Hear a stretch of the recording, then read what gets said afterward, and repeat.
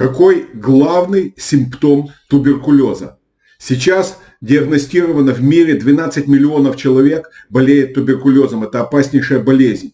Но главным симптомом туберкулеза долгое, очень долгое время считался кашель. Вроде бы есть кашель, и это симптом туберкулеза. Но провели ученые исследования, в нем более 600 тысяч людей участвовало.